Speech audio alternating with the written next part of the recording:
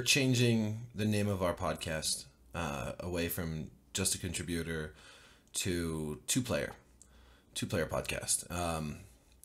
We decided that the name just a contributor, there were two problems with it.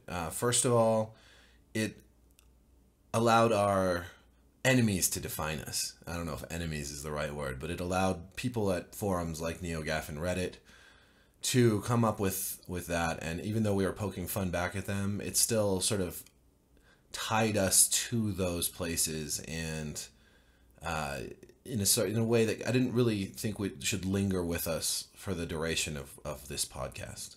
And two, it also referenced our work at Forbes and kind of tied this podcast to our work at Forbes, whereas this is an independent project.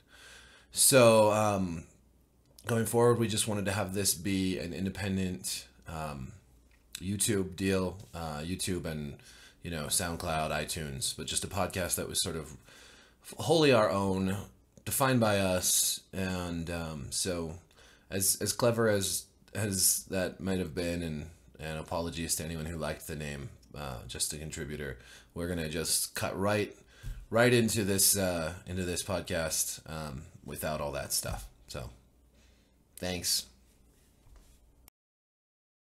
Yeah, the only thing better than talking about all the bullshit surrounding video games is actually talking about the games themselves. Nobody really wants to do that, though, but we're going to do it anyways. Yeah, we'll try.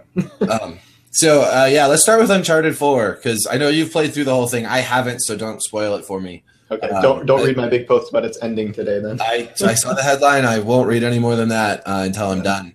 I just have had a busy week, and kids and everything. So, but I'm enjoying the game. I would say that I'm already starting to kind of craft in my head my criticism post of it, and probably the biggest thing for me, and I'm pretty sure you have similar feelings, is the constant climbing. There's just so many damn climbing sections, and sometimes they're fun, but sometimes it's like, okay, we just did this for 15 minutes. Yeah, I mean, there's like entire climbing chapters where it's like 35 minutes of climbing. And like every time you get to one point, it's like, oh, the secret map says we have to go to like the lighthouse over here. And like you won't just like go there. You will climb across the entire island of whatever to get there. And like that's pretty much the entire segment. And like I saw some posts that Kotaku wrote that was like Uncharted's climbing reviewed, and they talk about how like they've really like kind of evolved the climbing, and like how the animations are better, like how you shift your weight. And like I agree that like it looks a lot better, but like the way it plays is still just like so fundamentally dull that like it kind of offsets a lot of the excitement of the rest of the game. And it just feels like it's kind of just giving you something to do other than walk in a straight line and like look at the scenery. And like it kind of detracts from the overall experience, because you're playing like a 15-hour campaign, and like 10 hours of it probably is climbing, I would say. But that's probably my main criticism of the whole game. But otherwise, I really like it. But yeah, it kind of wears on you over time, especially after 4 games and 2 Tomb Raider games and 80 Assassin's Creed games. Like I'm just over climbing at this point. I'm just done. So for me, like, what's really kind of thrown this into perspective, I think, is also that, we've just started playing on Oculus Rift and whatnot, and the game The Climb is one of the main games that's released so far. And I don't know what you think about that game, but one thing I was thinking while I was playing it is this has such interesting climbing mechanics. Like, you run out of stamina as you hold on, as you would in real life, because if you've ever tried to like hold on to something, a ledge like that, it's really hard. You run out of stamina, you have to like manage where your hands go. There's all kinds of like puzzles involved with climbing, and I feel like it makes climbing kind of interesting. And I almost, as I was playing Uncharted 4, wished that there was something in the climbing itself that was more of a puzzle, because really what it becomes is just look for the little white ledge, go this way, go up or go down, and it becomes pretty. I like the grappling hook. I like that there's a little bit more going on there, but really it's just kind of like, it's not really platforming. It's not really that hard of a puzzle, and there's not really any interesting mechanics that make it involving enough to justify. Yeah, that's the thing. Like climbing is not platforming. Like they seem similar, but like there's a very big difference in the sense where climbing requires pretty much nothing other than just like spotting that little white ledge. And like I like the Climb is like one of the only VR games I played on the Oculus that just showed up finally. And like that's awesome. And like I was like dead after like the first level. I'm like, okay, that was exhausting, like really intense.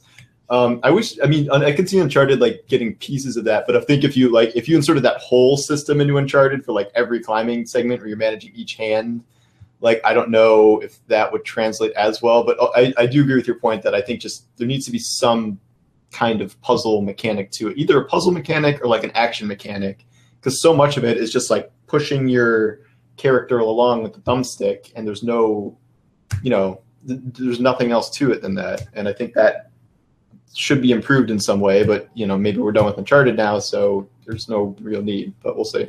Well, we're not done with climbing games. Like we may be done with Uncharted, but like you mentioned Assassin's Creed and Tomb Raider. And what's funny is in Assassin's Creed, like they've been moving more and more towards just like screw climbing, like here's a grappling hook, just zoom up to the top of this building, because I think they realize at a certain point people are like, okay, I don't need to spend 50 minutes climbing to the top of every building for every mission.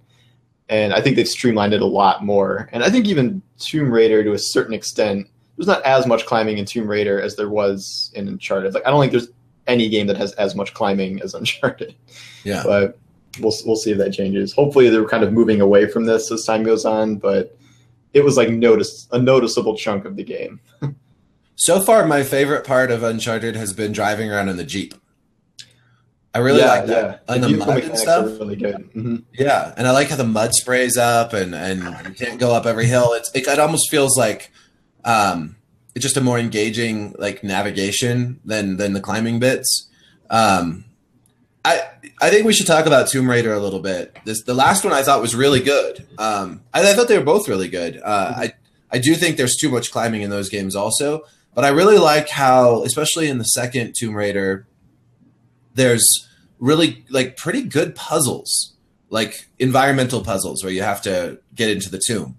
And it's a combination of climbing and figuring out to raise water and other things like that, and platforming, like jumping and whatnot. I feel like it's like puzzle-wise. Well, how do you feel about the contrast of Tomb Raider's puzzles and platforming compared to Uncharted?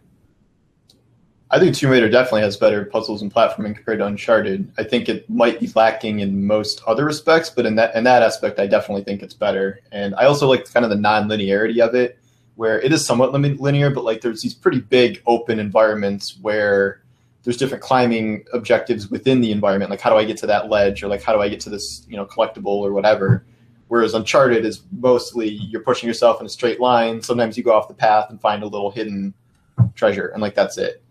Obviously, I think Uncharted is like gorgeous and cinematic, and I like the story and voice acting more. But yeah, you're right. Tomb Raider has a lot better puzzles and platforming than Uncharted, and I'll be curious to see if they make another one, how they kind of evolve on that.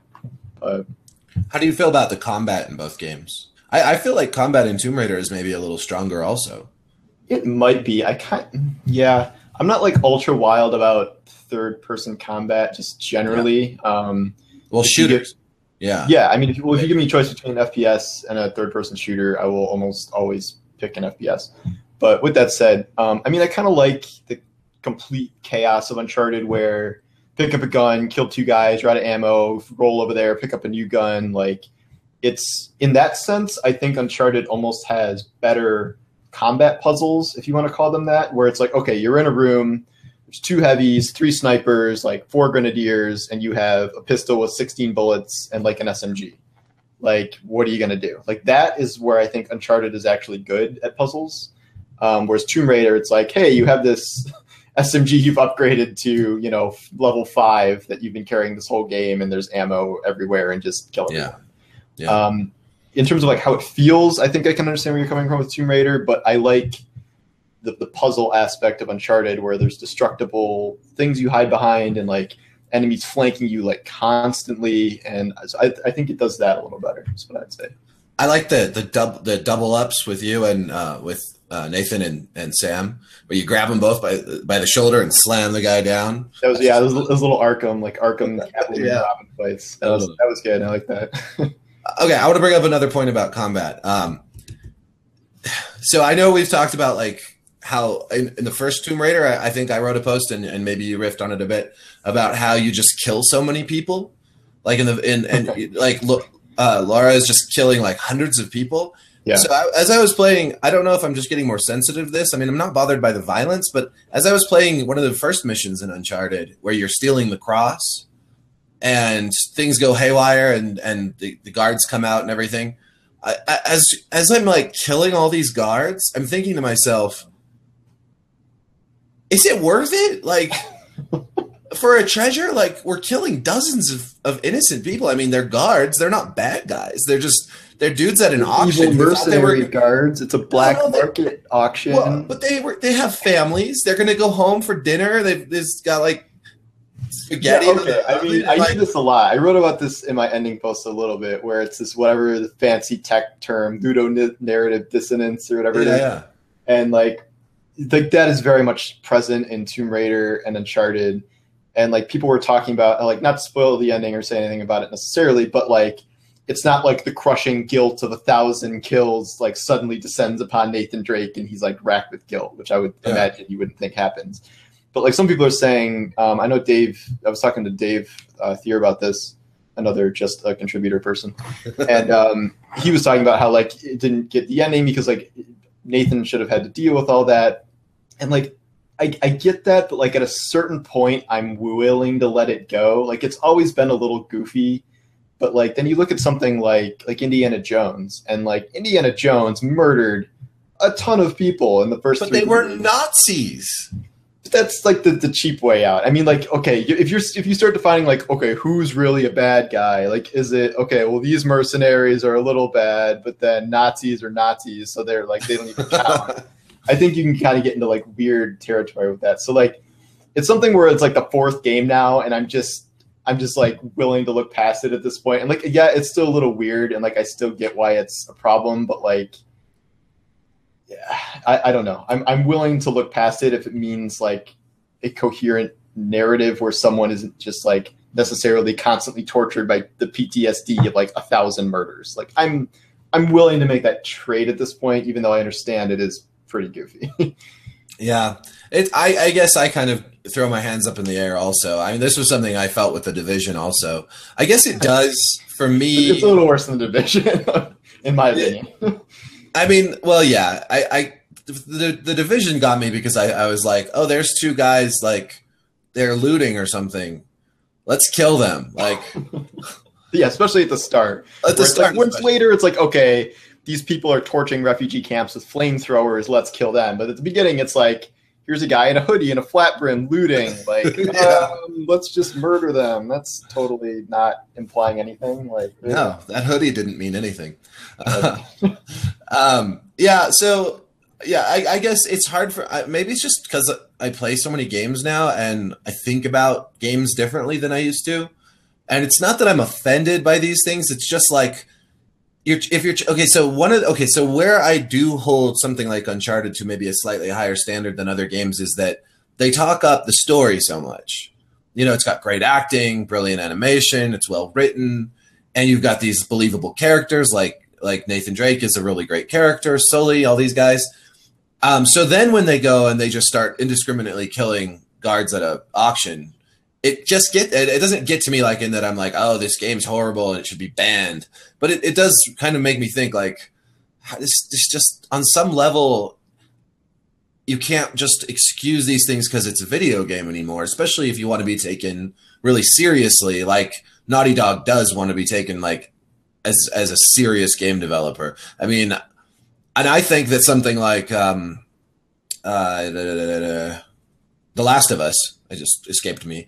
I think that does it a little bit better. I felt like combat in that game too felt really like almost a little icky. Like you really hit hard and you kind of feel like you were in this like desperate fight sometimes. Yeah, it works better in that narrative because it's essentially like, you know, The Walking Dead, where it's like end times, like you got to scrape to survive. Whereas Nathan Drake, I mean, he's existing in it hits harder with Uncharted because it's this very realistic, like plausible, like somewhat upbeat world where all these other games, it's like murder, murder, murder, but it's like The Division, it's like, oh, the apocalypse, Last of Us, apocalypse.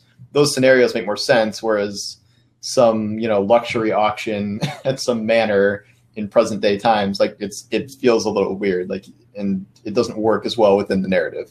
I will agree with you there. I saw a comic, I don't know, on Facebook or something, and it's people talking, and one was like, "Why are there so many monsters in this dungeon?" Because they were killing the monsters, and another one says, "Because they live here." And the other guy like gets a tear in his eye. It's like we're going into their home and just killing them where they live. Like it's very I Am Legend. Yeah, I don't know. It's just This is why you have to play Doom, because then you won't feel bad about killing anything, because they're all just like horrific demons that are just spewing blood in your face and like want to murder you with fireballs.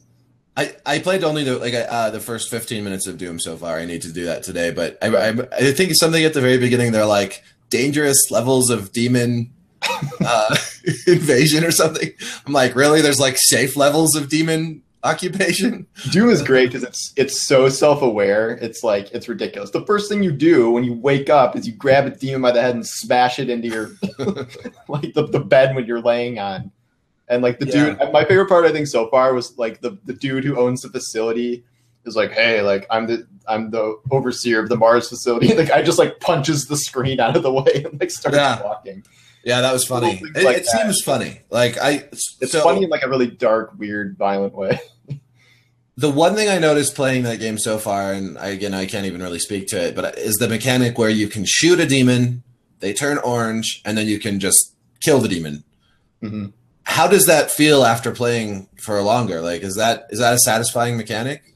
It is, because they integrate it with, you almost have to do that, because every time you kill someone with an execution, you get health back. And I think you get more health the lower health you are. So like, it's a way, A, to conserve ammo, and B, to recharge your health if there's not just like power-ups lying around. So like, I think the way it's integrated is from a gameplay perspective, so it's not just like style points, is pretty good. And it feels natural. Like it doesn't, and the animation is quick enough where it's not like some elaborate Halo assassination animation where you're like suplexing a guy over your back and stuff. It's like quick, it's brutal, and you can do it to like multiple things in a row. And so far, I think it's really good. But the flashing blue and orange is kind of weird because it clashes with the aesthetic of every level a little bit. But I dig it so far. We'll see. We'll see over time. But I never played Doom 3.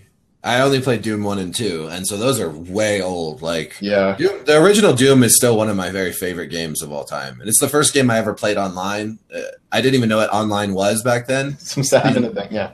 Yeah, it wasn't. I mean, it was all dial-up, and even before I had dial-up, when I was that young that we didn't even have internet in our house, my uncle, who was real techie, brought me over. I don't even know what age I was. It was probably too young to be playing Doom. But he brought me over, and we were playing Doom, and then this other guy shows up, and it's his friend somewhere else, and I didn't even know how to think about that. Like, how is this other person playing in our computer? Like, it was cool. I had never played online that long ago. That's crazy. But yeah, first wild online FPS, where I guess you probably couldn't be cussed out at that point. No, I don't even. There yet. Yeah, maybe you could type it. I don't think there was any. Shoot it on the wall with bullets and spell it. You had to work for it. You had to work to troll and swear at people and horrible things.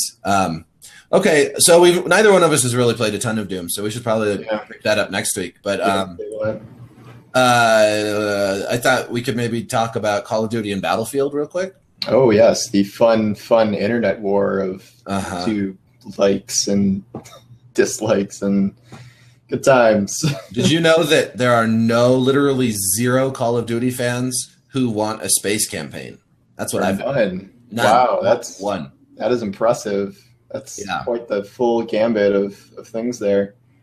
But you wrote that you do think that they made an error of judgment and should have gone to World War II. So the fundamentals of this debate, I think, are valid, whereas that wasn't a great Call of Duty trailer. I'm not wild about the concept on the surface based on the very little we know about it.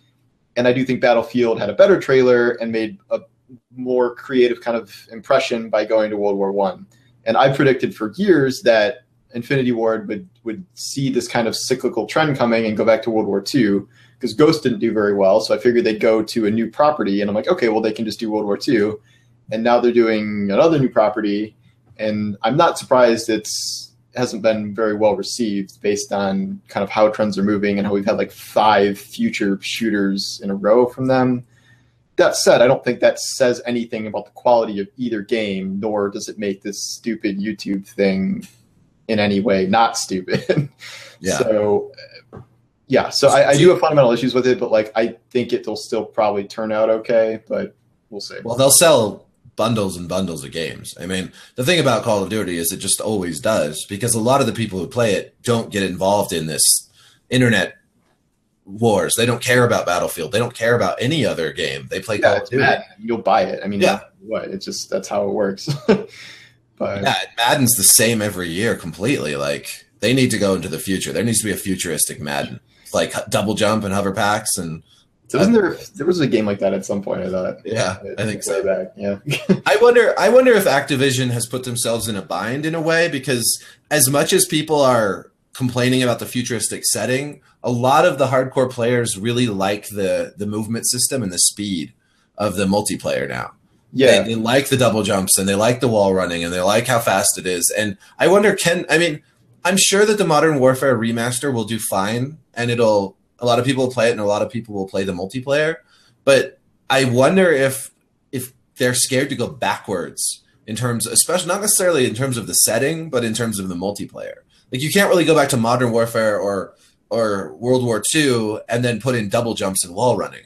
You know, I mean, I guess you could. It'd be weird. That's why. Yeah, I wrote about that a little bit in one post, but it was like, because everyone's all over the World War I setting, but what happens when you get there and suddenly movement is like really archaic and like it feels uncomfortable based on what you've been doing for previous. I guess Battlefield hasn't quite done the wall running and all that, but like, yeah, you're right. I mean, it would be a risk to suddenly go back in time, like 6-7 years, to a lack of mobility. That said, I think Call of Duty is a big enough property with 3 rotations of developers now, where they could have spared like one of them to try and go back to World War II. Because I mean, imagine, I think the reaction if the trailer was like, oh, it's this beautiful opening scene of like recreating Normandy again and like doing the whole World War II thing again in like updated Call of Duty, I think that would have been a lot better received, and we wouldn't be in this situation. Sure. Maybe it's just a matter of crafting a better trailer, because actually from what I've heard of Infinite Warfare, it does sound pretty cool. Like, in terms of the spaceship thing and like boarding ships and like all this crazy stuff that doesn't sound like a normal Call of Duty campaign. But it wasn't really presented well enough, I guess, and that's kind of what's worrying people. But people are extrapolating like way too much based on 2 total minutes of footage from both games total. Like, what can you, like, other than concept and a couple frames of footage, and like the Battlefield one was all pre-rendered too, or it was not pre-rendered, but it was like in engine, which isn't like what it will literally look like. So it never does. There's only so much you can tell from either trailer, and one was presented poorly and the concept is shaky, one was better, but like the most liked and most disliked trailer of all time, like, I mean, come on. Well, I think it's a meta game. Like, people love to hate and compare, and it's that whole, getting people riled up, having forums where people are all pissed off, going and having these petitions or projects, or the dislike the YouTube trailer project. It's in and of itself, I think people really enjoy that. Like, it's a fun thing to do. I don't know. I don't think it's fun, but if you'd like more information on this, there's a book called Fanboy Wars, The Fight for the Future of Video Games, in which a very intelligent author discusses all these issues and more. Except now it's a very out-of-date book because I wrote it like 2 months before Gamergate happened. So oh god, yeah. I missed that whole thing.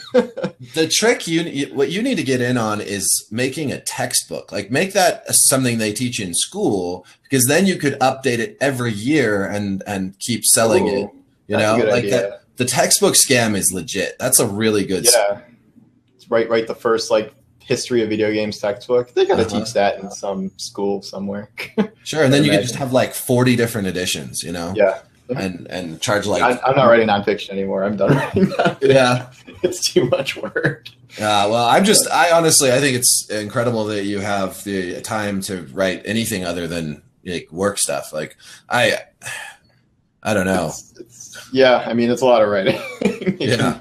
It can be. I'm like taking a break now because I just finished a draft of my fourth book, and I'm like, all right, I'm just gonna take a vacation for like a month and just not write anything else. But still for work, but not fiction. Like I just find that like just playing games to write about games takes so much time. Yeah, people always laugh at you. They're like, "Oh, you play games for a living? Like it's such a joke." And like, yeah, like this job is awesome and I love it, and it's really not hard compared to a lot of jobs. But like, okay, this game comes out in 3 days. It's 18 hours long. Like you have to beat it and write a review. Like that will consume you for a decent amount of time and is not the most fun thing you can do, especially if it's not a great game. So, or even if it's a good game. Like sometimes I feel like, I know this is silly, and I'm not really complaining, but sometimes it's like, and I wonder if this is kind of one of the problems maybe with just the structure of game reviews in general. I think people burn out. Like you're playing a game for work instead of for fun, and that just changes how you play it sometimes. I mean, because when I play a game, like I played Dark Souls 3, and I love Dark Souls 3, and honestly, I don't feel like it's work, but I don't always feel that way with games. And TV is different because, like, if you're writing about TV, it's just such a small time investment. Yeah, it's like 40 minutes. Yeah, and so yeah, I get that way. I felt a little bit like that with Uncharted because like I was kind of on a time crunch because by the time I was on vacation and I got the code, it was like I had like 2.5 days to beat it and write that review. And so like I still enjoyed it, but it was like I was playing it for like 7-8 hours straight a day for 2 days, and like that was, I would have rather taken my time. Like that happened I think with Fallout 4 too, where I just put in like 100 hours in like a week, which was like nuts. And at a certain point, you're like, however good the game is, you kind of hate it eventually if you're just playing it that much. But do you ever feel like bombarded with like right now I'm feeling, so I have Doom, I'm still playing Uncharted, I got a code for Homefront: The Revolution. that even existed. Pretty soon the new Warhammer Total War is about to come out. And VR stuff. I've got all this VR stuff to play, which we should talk about in a second. But it's just like there's so much stuff. Certain times of the year, other times it's like, well, I can catch up maybe a little on my backlog because there's no new games. Like it's June or July or something, and it's like, well, that's good because you should go outside or whatever. But right now, man, it's crazy right now. Yeah, well, there was nothing for like 2.5 months, and then it's like spring, like everything's here, like pretty much starting in May, like late April, early May, and I mean, it just gets like that sometimes. Like fall is obviously just nuts, and like because of how intense games are, it's not like, oh, there's a bunch of TV shows on, like, you know, but it'll take you 6 hours to watch all the TV shows in a week, but like each game is anywhere from 5 to 100 hours of investment. Like I still haven't played the Witcher DLC, and like I love that game, and I've just never gotten around to that. And now more is coming out this month. I know, so that's why I'm trying to do it. I mean, I feel like it's not uncommon to have a backlog at a certain point, just because of the industry and like the sheer volume of it. And unfortunately, I think maybe for us or me, I'll just speak for me, but like some smaller games can kind of get left by the wayside because for coverage, you want to cover all the heavy hitters and make sure you cover them in depth. So I might, unfortunately, spend more time with those unless there's some really, really awesome, like smaller indie game that's, you know, must be checked out. But well, it's interesting. Yeah, you're right. Those do get left by the wayside because on some level, the way we do it, like, and I would compare us to YouTubers real quick, but if we're going to spend 8 hours playing an indie game and then write about it and we get like 700 hits, nobody sees it. I mean, that can happen. Literally, you can spend 8 hours and not even break 1,000 on a small game. I think that like some people have cornered that market really well, like especially on YouTube, where people like PewDiePie and other YouTubers play a lot of small games, and it becomes more about the YouTuber than about the games in a lot. Yeah, it's not because the game is so compelling. It's because PewDiePie is PewDiePie and he's doing this PewDiePie thing. Like we can't. I feel like we're not that attractive of personalities. Totally, like or whatever PewDiePie is. Honestly, I mean, he seems like a very nice guy. Yeah, no, he does. I like his candid moments more than his video game play. But I don't know. YouTube's just an interesting beast in and of itself. And like I've been doing more video stuff lately, and it's just such a different thing than writing. And I think they both have their pros and cons. But yeah, I think there's room for both. But I mean, we'll see what happens. But yeah. I don't think YouTube is like the great savior of alternative games journalism. I think it's just its own thing, like really. And like, I don't know. I still think you need game criticism, but like, you know, I'm obviously biased, so we'll see. YouTubers aren't journalists. Ergo, they don't need to have ethical standards. Ergo, they're the most honest people in the world. That's pretty much. I mean, like a lot of the top YouTube people I know are actually really like ethical, and I think like the most ethical ones, the most trustworthy ones, kind of rise to the top. But then you have like all these things like sponsored videos and like this is sponsored and this and that, and like it gets a little grainy. Whereas like we don't make sponsored content like ever, like right for any reason. Like that's it. So I don't know. We'll see. Yeah, I mean it's just an interesting. It's kind of the evolution of what journalism actually means. Like. For instance, this is the Just a Contributor podcast, and we're just contributors, which are basically apparently just bloggers. So I wonder, does that mean that we're journalists? Do we have ethical standards that we're supposed? I mean, we do. Forbes has very clear ethical guidelines. Yeah, I mean, we have to, and like, but even if we didn't have to, I would still want to, and like, I'd still have my own personal code of conduct or whatever. I don't know. I mean, it gets murkier if you're out on your own, but I occasionally hate the ethical standards, but I do agree with you. Like I was invited to go to London, and to Sherwood Forest and all that stuff. I'm losing the words, but yeah, I mean, all expenses paid to London to play a video game. That sounds really cool, and it would absolutely destroy any credibility I had with that video game. And I could not honestly comment on it. Even if I hated it and I said I hated it, I mean, that would still probably not hate it as much as I would have if I hadn't gotten an all expenses paid trip to London. So, yeah, they're important, but man, it sucks sometimes because that would be really cool. Yep. I think I turned on a South Korea trip for the League of Legends. Yeah. A couple years ago. I'm like, but it sucks. Yeah. But I mean, and then you look at the actual, like the industry we write in, and then those things are very common. I mean, people are writing about games and getting all expense paid trips all the time.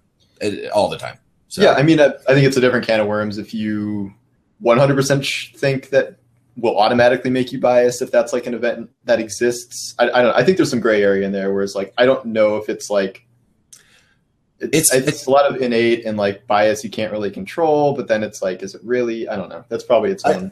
A trip to even just another state is, you know, a $500 airline ticket, you know, maybe a couple $100 in food and transportation there, and maybe a few $100 more in hotels.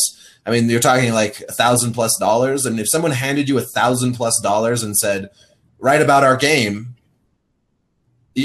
I would argue like even so, like I literally did exactly what you just said. Like I paid to go out to Bungie when I was invited to go to Bungie for some Destiny thing. Like I paid for everything myself. Like I made sure to, but like even when you're there, it's like just even in the studio, it's you know you meet the people. Like does that sway you at all? Like I would hope it didn't for me, but like I don't know. I think it's a gray area, and I think. Yeah, well, you can be unbiased, but I think it ultimately kind of just depends on you yourself, but that's hard to regulate with individual people. So I get why these rules are in place. So I won't complain about it too much. I think that one thing that is hard about just going to a place or just meeting with developers or going and seeing their world is that you form an attachment and you see like, wow, look at these people. They're so creative and they're so fun and they're making these games. And it's, you know, it's very, you know, even just going to like GDC or one of these big shows, you meet people and they want you to like them and they are very friendly and they have free drinks or whatever else. And they, you know, throw parties. It creates it's almost on one level, it's necessary. It's very true because if you don't go meet people and you don't talk to people, you can't really cover what they're doing and you can't really, but anyways, it's tricky. You're right. It's a gray area and it kind of always will be. So anyway, we'll leave that. I don't know how we got into ethics and gaming. Yeah, nope. That's Jesus. Let's talk about virtual reality. Yeah. So what do you? I mean, you haven't played much on your Oculus yet. I've got an Oculus and an HTC Vive, and I've done space for it. I have no space for a. Is it Vive? I thought it was Vive. I've been saying Vive this whole time. Is it Vive? I say Vive. It's probably Vive, like revive. I don't know. That makes more sense. I've literally been saying Vive this entire time, so maybe I'm an idiot. But well, I don't know. I say things wrong all the time because you don't hear them. But I think it's Vive. I'm going to say Vive. I'm going with that. Even if it's not, I'm going to stick. That's probably right. Yeah. And I haven't played a ton on either. Also, because again, there's just so much to do right now. Yeah. But I have a couple feelings. So like on the positive side, it's really cool. Like even just the demos where you're just looking around and like when they appear off the edge, in the menu and just look. Yeah. And on the HTC Vive. It's you have the motion controllers and like just in the demo you blow up balloons and they come out and you can whack them around the room and it's really cool. Like it feels really cool. But then I start to wonder like, do I really want to be sitting there with a headset on my face? And how is this going to work? Like, I'm not sure. Like I played a little shooter in with the Vive and it's like it kind of starting to feel like there's some things like the Kinect going on where I don't feel quite as accurate shooting as I would with a mouse and keyboard or a controller. Like, how do we do a real good first-person shooter where you have to turn around quickly, like, and move at the same time? Like, it's one thing to use like a gamepad on the Oculus and move around, but then you also are required to turn your head and look. And I just wonder if it's going to be limiting in the same way, not exactly the same way, but in a similar way to mobile. Yeah, because how long do you want to play a game that is having you walk around the room and crouch and jump and whatever? Like, after the climb, and I wasn't even using my hands; I was using the controller. I was like, kneeling and leaning and doing all this stuff to grab the ledges. And like, after like 40 minutes of that, I'm like, I'm out. Like that was exhausting. Whereas like I can sit around and play Destiny for 6 hours, no problem. Yeah. And like what I've noticed about VR so far is like, the tech is crazy. It is the future. Like, there's no doubt it's the future in some capacity. In terms of how it relates to gaming, I think we're pretty far off from VR proposing like, having a direct threat towards traditional PC and console gaming, because to make games on that level that function that well is going to take a really long time. So like if you told me in 20 years all games would be VR, I might believe you, but in the near future, like it's really hard to see that happening based on so many of these limitations. Like I know VR will go through different iterations, but to me, what I felt from, because just using it, briefly in my home version, I feel like the applications for non-gaming stuff are going to accelerate a lot faster than the gaming ones. Like, because gaming ones will have little gimmicks, but like, honestly, it's even just something as simple as like the 3D photo app, where suddenly you're sitting on a beach in Cancun with the sunset and like looking around, and like I've already heard about people using VR for like PTSD therapy or like exposure therapy for all these different things, and like that's the kind of stuff I can see really taking off, more quickly. And at first it seemed weird that Facebook bought Oculus, but now, based on what they want to do, like I can see how that fits, and I can see how that is kind of the future in a lot of ways. I think for literal gaming stuff, it's going to take a while for VR games to be competitive, because it's like you said, it's like Kinect. It's like, okay, you can play Dance Central for an hour, but like I don't think it's going to fail like Kinect, like per se, but it will also not match what we have currently for a very long time, if that makes sense. Yeah. Yeah. Well, I mean, probably my favorite VR game so far that I've played is Chronos. And it's a third-person action game, which is weird for VR. People think it should be all first-person, but it's really interesting because you're moving your guy around, and you have to like look around your environments to see kind of where to go and to solve puzzles. But even with that, I got a headache after a while. I never get the motion sickness, but I really feel like the headache came on, and I was trying to drink a beer while I was playing.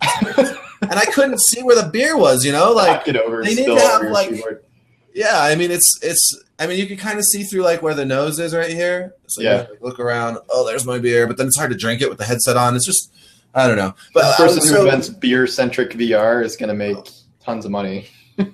Yeah, seriously. And I think I agree with you also about non-gaming applications. I mean, they're already talking about putting like VR rentals in Vegas hotels with porn. Oh my God, that's going to be so big. Like that's going to be just massive. Like it's so easy to see. I know Oculus like shuns porn and whatever, but like above all else, that is going to take off like crazy. Like it always does.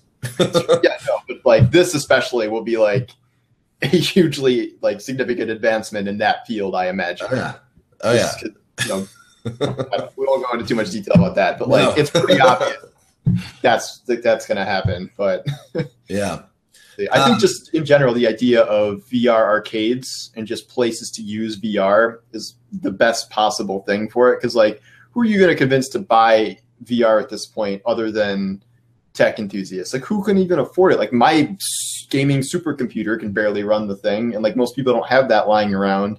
Plus money for a $600-700 headset. I'll be curious to see what happens once PlayStation VR rolls out, because everyone has a PlayStation. So if it's not terrible, I think that could really help lead to mass adoption. But again, we're kind of in the Connect phase a little bit, where there's not that much available for it, and what is available is like a little shaky. And like in general, like the whole concept and execution is much better than Connect ever was, but it still suffers from those kind of growth pain things. And like that's fine. It's only been out for 2 months in the consumer market, and I don't think it's going to go away or die or fade. Like too many people are investing in it. Like Apple's going to come out with a VR headset, and then it'll be game over. And it's easy to see the potential, but it's going to take a while to get there. Apple will have a gold-plated VR headset. Rose gold. Apple iView or whatever they'll call it. And all you can do in it is look at your iTunes library and your photos. And they don't sync with each other. It's just totally. Oh God. I think that VR will probably, like, another thing about it, I don't know about you, but now I've got 2 VR headsets, and I've got it hooked up. I have them all hooked up to my computer and stuff, and there's cords and there's sensors for the HTC, and there's just so much crap involved in actually just using it. It's kind of a chore. I can't do HTC. I just can't. My place is too small. Like this office is like 8 by 8. Like there's I don't have shelves high up where I can put sensors and whatever. Like I just physically can't do that. And I bet a lot of people can't do that as well. And the Oculus, I don't mind, because it's really kind of just the sensor and the headset, and like I can just put it all away in its little case and then take it out again. But you have multiple VR headsets, like cords everywhere. Like I just saw Jason Evangelo has like a whole VR room in his house now, and I'm like, that is awesome, and that's like ideal. But like for the average person, I don't think that's really feasible. Like, well, I mean, we'll see. But I think untethered headsets, like right now, like the only untethered, right? Mm-hmm. You can do like your phone, the VR with your phone. And, like with the Samsung Gear or whatever, or the Google Cardboard. And like I have a like the Viewmaster. Remember the old Viewmasters that you can click through? They came out with one where you just put your phone in there and then you just hold it up to your face. And that's good. That seems weird. It actually works remarkably well. There's not a lot of good apps for it. Yeah. But and of course the graphics aren't going to be as good, and the games aren't going to be as immersive, and you can't use a controller or anything. It's just like a one-click thing. So the limitations are pretty serious.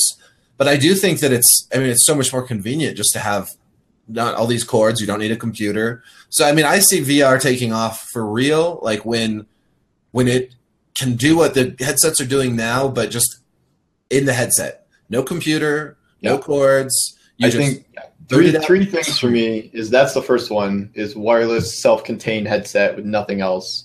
The ability to control whatever's happening with just your hands, some way to sense your hands, to just play with not a hand controller even that you move, but like literally somehow like tracking your hands. Because that's the natural, like as soon as I put it on my wife's head, she just started trying to grab everything. And like it's just the natural instinct. And even with hand controllers, it's not quite the same. And then third, I think they need something to just instantly make it like somewhat translucent so you can grab your beer or not hit things or whatever. Yeah. That to me is, if those 3 things were all added up, it's like instant, mainstream appeal and being cheap. But all they need really either to make it translucent or just, as long as you have a forward facing camera and maybe like just a little button that you can press, or even if that camera that you could have like a little overlay, or or you could just do a motion that brought it up or something like that. And they'll come up with that for sure. I like the hand idea. It makes me think of, did you remember Children of Men, that movie? Yeah. Mm-hmm. At one point there's a kid and he's typing like in the air. It's just his fingers doing everything.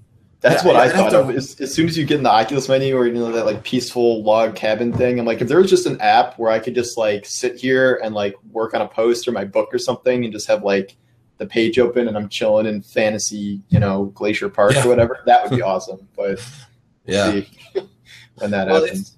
It's just the fledgling like days of VR. So I mean, it has a lot of potential. Like, yeah, it definitely does. I think that the other big thing that beyond just like tethered and all these things that you mentioned is comfort and having.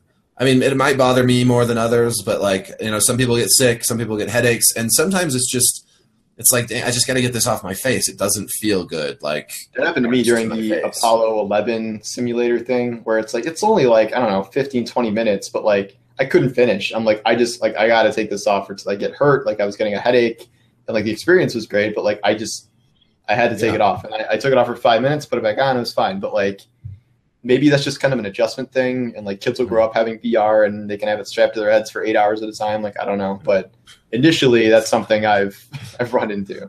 It's a terrible thought. It's I wonder. There's also the idea of augmented reality. In the what was that movie? It's a couple of movies. It was the one with was it Joaquin Phoenix? And he's her, her. Boy, that's a hard word to remember.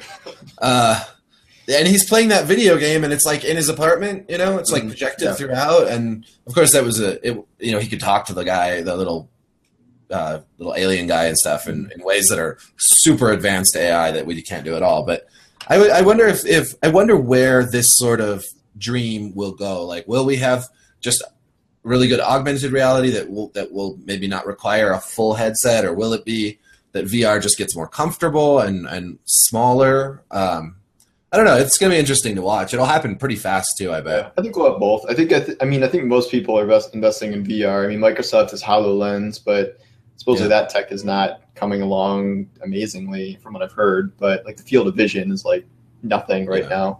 But I think, in the future, I think there'll be uses for both, but I guess for me, it's hard to imagine ever preferring anything more than just a 2D screen with a controller or a mouse and keyboard. Like once I'm in a game, if the game's good enough, like I'm in the game. It's just like if the movie's good enough, I don't need it to be 3D. I'm immersed in it because it's a good story. It's a good experience. It's fun to play.